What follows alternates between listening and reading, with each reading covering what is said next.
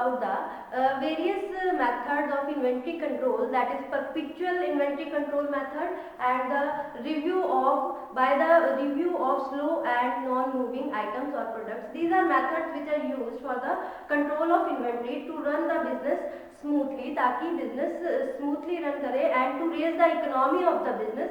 So there are various methods और भी different methods है. So let's begin with another method of inventory control, that is setting of various levels. इसमें अलग अलग level set कर दिए गए हैं. First of all it is categorize into, जो आइटम्स हैं उसको कैटेगराइज कर दिया गया है 3 लेवल में. First one is maximum stock level, second one is minimum stock level and third one is reorder level. इन तीनों कैटेगरी में इसको कैटेगराइज कर दिया गया है. तो वन बाय वन करके इस लेवल के बारे में हम डिस्कस करेंगे.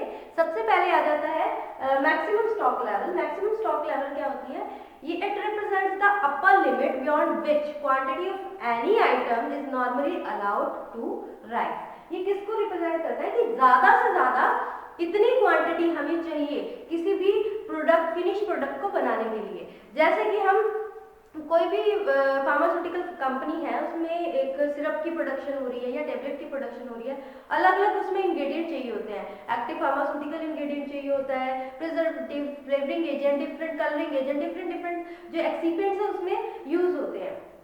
तो उसमें उनकी जो लिमिट है भी, उनका मैक्सिमम स्टॉक कितना होना चाहिए. ऐसा ना हो कि हम प्रोडक्शन कर रहे हैं तो फ्लेवरिंग एजेंट उतनी क्वांटिटी में नहीं मंगवाया गया कि वो कम पड़ गया, तो उससे क्या होगा, क्योंकि बल्क में प्रोडक्शन होती है, सारा जो बल्क होगा वो वेस्ट हो जाएगा. So it represent the maximum, ज्यादा से ज्यादा इतना स्टॉक तो होना चाहिए कि आपका जो एक बल्क, एक बैच है वो अच्छे से निकल जाए. So it represents the upper limit beyond which quantity of any item is normally allowed to rise.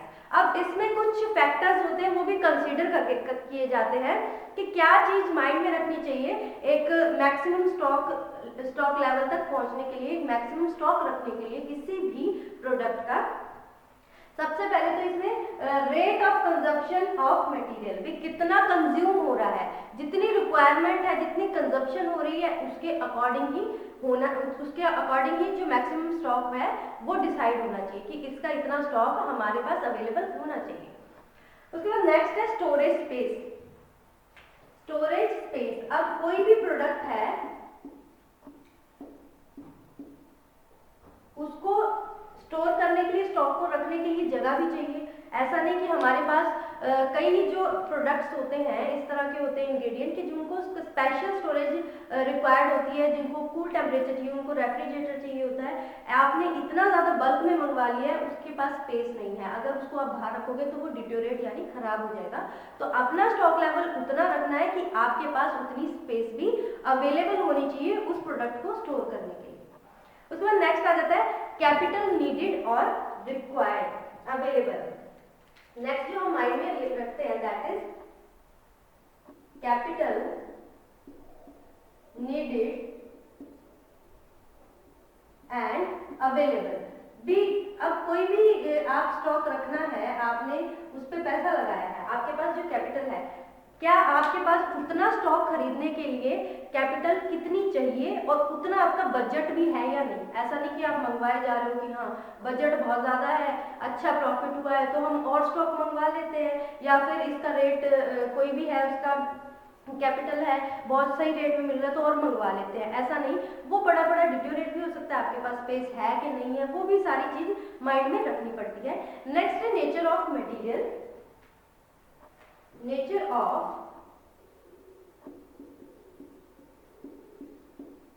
Material, किस तरह का मटेरियल है. कुछ मटेरियल इस तरह के होते हैं, ज्यादा अमाउंट में मंगवाते हैं तो वो खराब हो जाते हैं, डिटोरेट हो जाते हैं. उसको प्रिवेंट करने के लिए हमें एक स्पेशल स्टोरेज कंडीशन चाहिए होती है.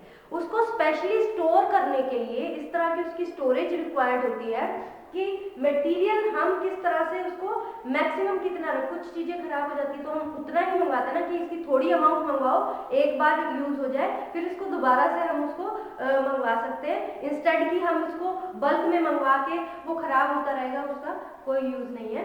So nature of material. उसके बाद नेक्स्ट जो हमारा फैक्टर है जिसको हम कंसिडर करते हैं कि मैक्सिमम स्टॉक लेवल में कितना रखना है, दैट इज मार्केट ट्रेंड. कुछ ऐसी चीजें होती हैं, ऐसे प्रोडक्ट होते हैं मार्केट ट्रेंड्स जो कि आउटडेटेड हो जाते हैं या फिर कुछ इस तरह से होते हैं कि किसी चीज़ का अल्टरनेटिव निकाल लिया जाता है। बहुत सी फार्मास्यूटिकल कंपनीज होती हैं, वो कुछ ना कुछ रिसर्च करती रहती हैं, जैसे कोई फ्लेवरिंग एजेंट है, कोई उसमें एक्सीपिएंट इस तरह का है, उसका अल्टरनेटिव ढूंढ लिया कि हाँ ये बेटर है, उसका अच्छा ऑप्शन है।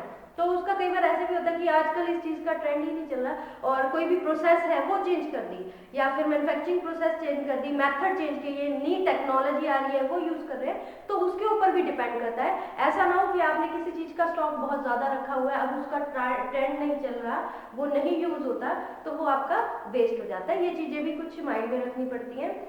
उसके बाद कुछ ऐसे प्रोडक्ट होते हैं जिनको सेफ्टी से रखना पड़ता है, क्योंकि कईयों का रिस्क होता है कि वो डिटोरेट हो जाएंगे या फिर कुछ इस तरह के स्पेशल कंडीशन में स्टोर करना पड़ता है। और जो नेक्स्ट हमारा फैक्टर है that is lead time from which the date of placing the order. इसमें लीड टाइम देखा जाता है। अब ये लीड टाइम क्या होता है, हियर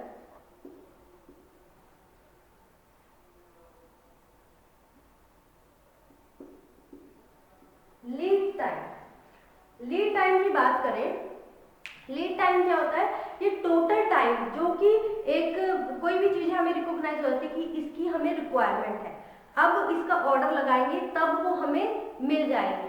हम पहले ही देखते हैं ना, हमारे घर में कोई भी सामान है, जैसे कोई ग्रोसरी का ही सामान है, खत्म होने वाला है, तो उसमें क्या कहा जाता है कि अब ये तो खत्म होने वाला है, इसको परचेज करना पड़ेगा, ये पहले से ही जाके मार्केट से ले आओ, अदरवाइज ये खत्म हो जाएगा।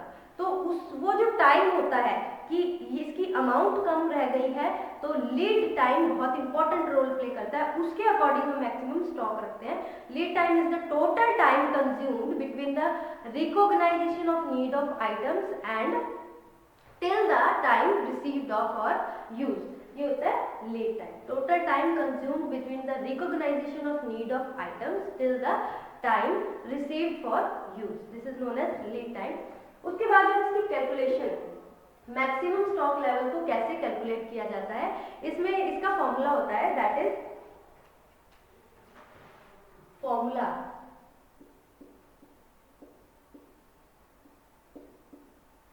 टू कैलकुलेट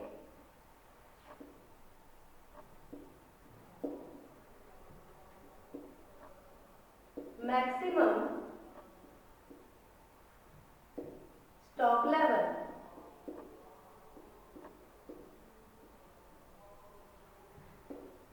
फॉर्मूला क्या यूज होता है मैक्सिमम स्टॉक लेवल को कैलकुलेट करने के लिए, maximum stock level is equal to the reorder level plus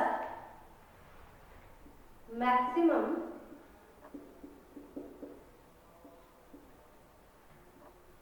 stock level is equal to reorder level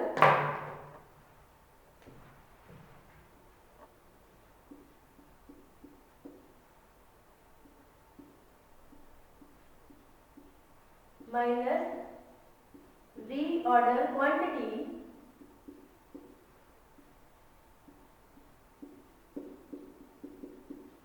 जो मैक्सिमम स्टॉक लेवल है, रीऑर्डर लेवल यानी दोबारा से उसको ऑर्डर करना, प्लस रीऑर्डर क्वांटिटी, उसमें कितनी क्वांटिटी उसको ऑर्डर करनी है रीऑर्डर दोबारा से, ये मिनिमम और मैक्सिमम स्टॉक लेवल के बीच का लेवल होता है, माइनस कम से कम कितनी कंजप्शन है उसको माइनस कर देते हैं, minimum consumption,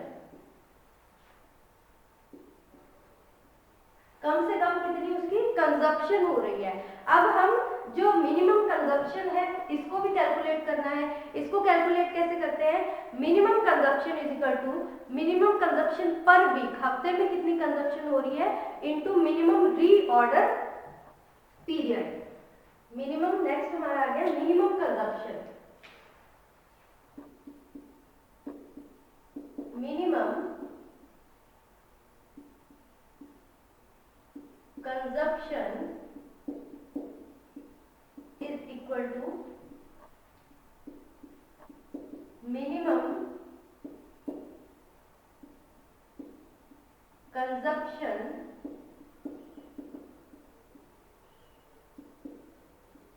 per week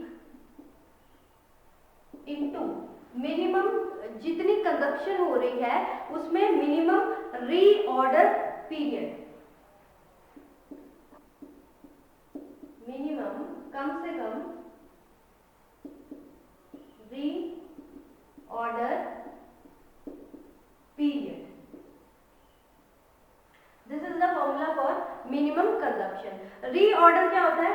minimum stock level, reorder level is the minimum stock level और मैक्सिमम स्टॉक लेवल के बीच का पीरियड होता है, उसको कहते हैं। So these are the formula, ये फॉर्मूलाज हैं to calculate the minimum maximum stock level. ये डिफरेंट फॉर्मूलाज हैं, इससे हम मैक्सिमम स्टॉक लेवल कैलकुलेट कर सकते हैं। अब हम बात करते हैं आगे, ये हो गया मिनिमम मैक्सिमम स्टॉक लेवल। उसके बाद हमारा नेक्स्ट आ जाता है minimum stock level. Minimum stock level की बात करते हैं तो इसमें क्या होता है, वो तो अपर लिमिट थी। मिनिमम स्टॉक लेवल क्या है? It represents the lower limit below which the stock of any item should not normally be allowed to fall, मतलब कि उससे कम नहीं होना चाहिए, वो लोअर लिमिट होती है। इसकी बात करें अगर हम मिनिमम स्टॉक लेवल की, मिनिमम स्टॉक लेवल में क्या आ जाता है, ये वो लोअर लिमिट है बिलो विच जो स्टॉक है हमारा of any item should not normally be allowed to fall, known as, इसको बफर स्टॉक भी कहा जाता है। मिनिमम स्टॉक लेवल को बफर स्टॉक भी कहा जाता है। Minimum stock level,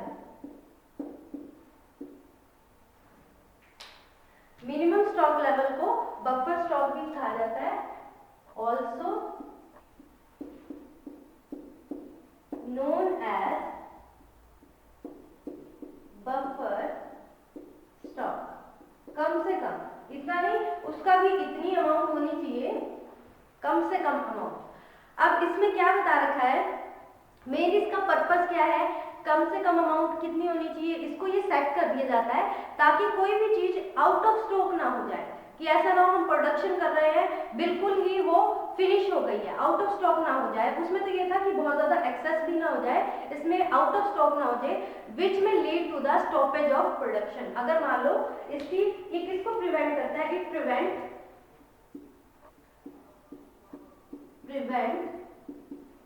out of stock. अगर आउट ऑफ स्टॉक हो जाए देन इट में lead to the stoppage of production. अगर कोई भी स्टॉक है, इफ जो स्टॉक है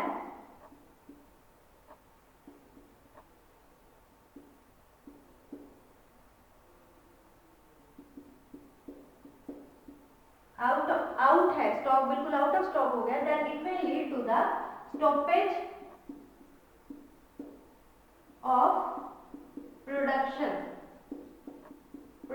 रोक देगा। कोई भी एग्जांपल ले ले, कुछ भी, कोई भी एक्सिपिएंट हम यूज कर रहे हैं, वो अगर हमें टाइमली बैच लगा हुआ है, किसी भी चीज का प्रोडक्शन हो रहा है, बैच लगा रखा है, लेकिन वो मिनिमम से भी मिनिमम स्टॉक लेवल उसका है भी कम से कम इतना, तो वो हमारे पास अवेलेबल होना चाहिए, तो वो क्या करता है, इट में lead to the stoppage of the production, उसको कम कर देता है।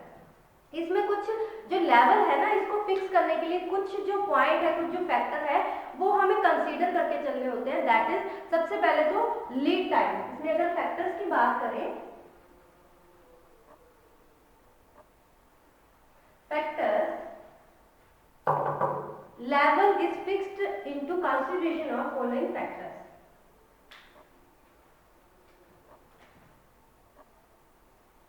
Level is fixed by consideration of following factors. कौन कौन से फैक्टर्स ध्यान में रखने पड़ते हैं इसके लिए, एक तो लीड टाइम, लीड टाइम जब एक्चुअली जो हमारे को नीड है वो टाइम, किसके बीच का टाइम, जब हमें किसी चीज की रिक्वायरमेंट है और जो वो हमारी रिक्वायरमेंट से तब तक वो हमारे पास रिसीव हो जाएगा, उसको लीड टाइम कहते हैं। And second factor is average rate of consumption, भी कितना कंज्यूम हो रहा है जो भी प्रोडक्ट है, एवरेज रेट ऑफ कंजप्शन कितना कंज्यूम हो रहा है। अब इसको कैलकुलेट करने के लिए भी फॉर्मूला होता है, that is minimum level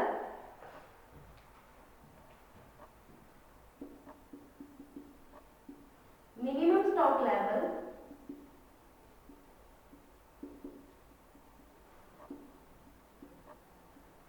is equal to, इसको कैसे कैलकुलेट करेंगे, reorder level minus reorder level minus जितनी नॉर्मल कंजप्शन हो रही है per week, normal consumption per week into जितनी एवरेज डिलीवरी, जो एवरेज डिलीवरी टाइम हमें रिसीव हो रहा है, इनटू एवरेज डिलीवरी टाइम, जो प्रोडक्ट है हमें जिस टाइम पर हमें रिसीव हो रहा है, कितनी पर वीक, हर हफ्ते कितनी उसकी कंज्यूम हो रही है और कितने टाइम में वो हमें डिलीवर हो रहा है, उसके साथ इनटू कर देंगे। रीऑर्डर लेवल क्या होता है, रीऑर्डर लेवल मिनिमम और मैक्सिमम लेवल के बीच में जो ऑर्डर लगाया जाता है that is known as reorder level, और level fixed between minimum and maximum stock level, उसको कहते हैं रीऑर्डर लेवल। ये हमारा थर्ड लेवल भी है इसमें, दैट इज रीऑर्डर लेवल। हम बार बार रीऑर्डर लेवल पढ़ रहे हैं कि है क्या, level fixed between minimum and maximum stock level, ये between maximum and minimum stock level is known as reorder level कहा जाता है उसको। उसके बाद इसमें जो इन्वेंट्री है, इस लेवल में क्या होता है, इन्वेंट्री का परचेज करना, एक तरह की परचेजिंग प्रोसेस स्टार्ट होती है। इसमें क्या होता है, ये पता लग जाता है कि मिनिमम लेवल पे जो भी हमारा स्टॉक है जो प्रोडक्शन के लिए रिक्वायर्ड है वो मिनिमम लेवल तक पहुंचा है या मैक्सिमम लेवल तक पहुंचा है, उसके अकॉर्डिंग ऑर्डर लगता है कि अब हम इसको परचेज कर लेना चाहिए, परचेजिंग प्रोसीजर स्टार्ट कर लेना चाहिए। तो इसका भी एक फॉर्मूला होता है, reorder level is equal to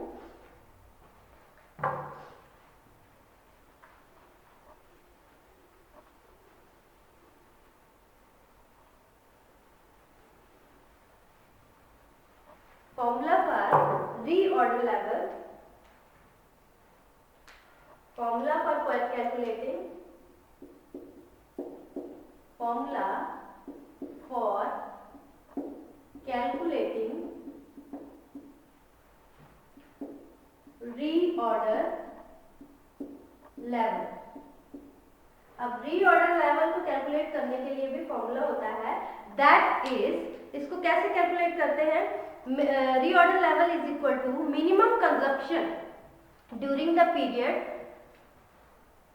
reorder level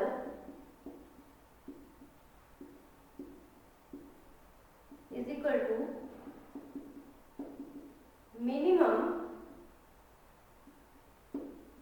consumption during the period into maximum reorder period, maximum reorder period. This is the formula to calculate the reorder level. ये हमारा फॉर्मूला हो गया रीऑर्डर लेवल को calculate करने का।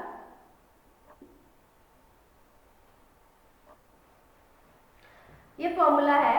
अब इसमें क्या है, इसमें मिनिमम भी कितना कंज्यूम हो रहा है पर्टिकुलर टाइम पीरियड में, जो भी हमारा प्रोडक्ट बनाना है उसके लिए जो स्टॉक है वो कितना पर्टिकुलर टाइम पीरियड में कंज्यूम हो जाएगा, उसको निकालना है, इनटू कितने टाइम में वो कंज्यूम हो रहा है और कितने पीरियड में उसका हम ऑर्डर लगा रहे हैं। ऐसा नहीं कि उसकी कंजप्शन पहले हो रही है, वो सब यूज हो गया, लेकिन हम उसका ऑर्डर उसकी परचेजिंग प्रोसेस बाद में स्टार्ट कर रहे हैं, ये भी हमें ध्यान में रखना है।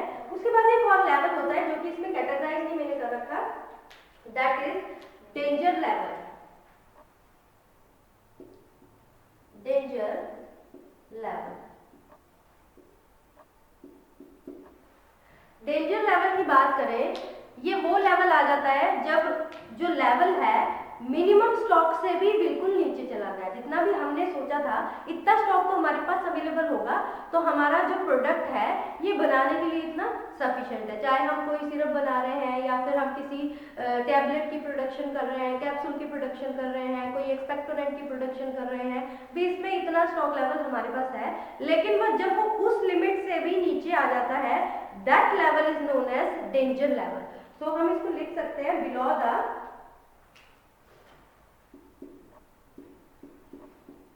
The minimum stock level. Minimum stock level से भी नीचे आ जाता है, तो ये कोशिश करनी चाहिए कि डेंजर लेवल तक ना पहुंचे, क्योंकि it will lead to the ये एक इस तरह से जो भी प्रोडक्शन चल रही है उसको रोक देगा, जो कि एक एडवर्स इफेक्ट डालती है हमारी जो भी प्रोडक्शन है उस पर, प्रोडक्शन को रोक देगा। इफ रीचेज, अगर वो वहां तक डेंजर लेवल तक पहुंच गया है तो इसमें क्विक एक्शन लेना चाहिए ताकि हम उसको प्रिवेंट कर सके, हम जो प्रोडक्शन है वो टाइम से हो सके। किसी भी कंपनी, किसी भी एंटरप्राइज में ये डेंजर लेवल तक नहीं पहुंचना चाहिए। So this is all about the method for the inventory control. ये हमारा नेक्स्ट मेथड था। हम अलग अलग मेथड्स पढ़ रहे हैं इन्वेंट्री को कैसे कंट्रोल करा जाता है।